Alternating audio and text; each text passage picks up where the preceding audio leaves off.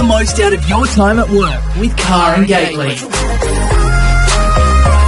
Leadership and People Management Specialist. Welcome, Karen, to this morning's show, and talking about something we know quite well, women. Yes. I'm the expert here of the three of us. Damon's been speaking it all throughout this segment. I'm just going to go sit myself in the corner. I was going to say, that's what I was going to offer. There's two of us, perhaps, to understand women. Yeah, indeed. But yes, we are. We're going to be talking about, women in the workplace and, in leadership, in the world of work, and, what are some of the unique challenges or priorities for women, and what are some of the things that we can do to, get ahead in our working lives, our careers, and ultimately kick goals. Mm-hmm. Nice one. So I guess for some reason we have struggled in the past with when women are in a position of power. Sometimes they can be misinterpreted as being bossy rather than just, doing their jobs and being definitive and bold and, assertive. Yeah, look, and there's lots of reasons for that. I think on the one hand, there has been a tendency for some women when they've gotten into leadership roles, the role models they typically have been men, and there's been an unconscious or conscious decision that in order to be a successful leader, I almost need to bring in some of those masculine traits or characteristics or approaches in order to be successful. So I need to be aggressive, I need to be driven, I need to be results oriented. I ultimately need to not be too girly is the mindset there.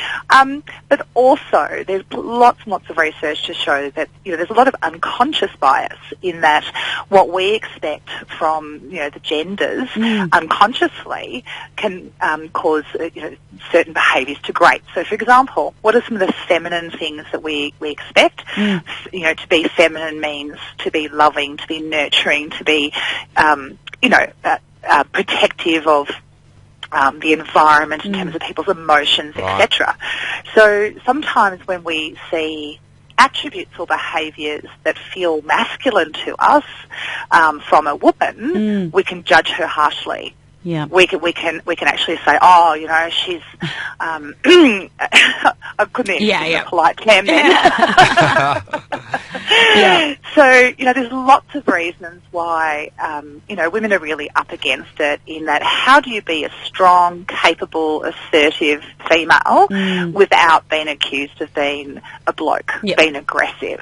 In those situations where women are finding it difficult to assert themselves or just communicate with men on a level that they feel is equal, how do you go about getting your point across in just a decent way?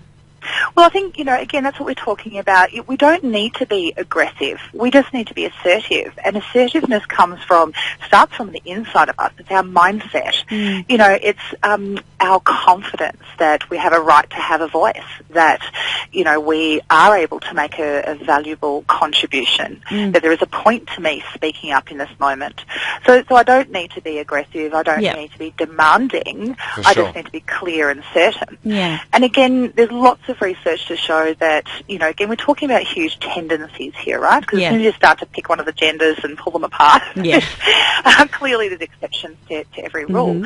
But there's lots of evidence that shows that women have a tendency to second guess and to think that they need to have more experience or more qualifications than they in fact do in order to contribute. So, again, what's the mindset we need to say, my voice is valuable, what I have to add can have an impact, can be, again, valuable, and therefore I should be stepping forward. So it's that confidence rather than aggression that we really need. That definitely resonates with myself and my experience in workplaces as well, absolutely.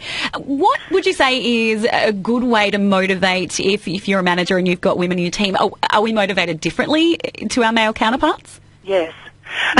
So, and again, we're talking huge generalisations. So, for example, often men will resonate or respond well to competition. It's like, come on, Bill's doing well, you need to step it up too, Don't pigeonhole us like that, Karen, although that's exactly correct, and you couldn't describe me more accurately. Whereas girls tend to not respond well to that. If you say to a female, oh, well, look at Mary, she's doing better than you.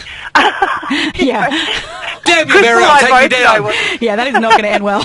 That is not going to end well, right? No. So again, it's it's not just the genders, but it's about understanding each female, but absolutely focusing in on that self-belief, that reason why you can absolutely bank with confidence, your skills, your experience, whatever it is that you have to contribute. So challenging limiting belief is the short answer to that.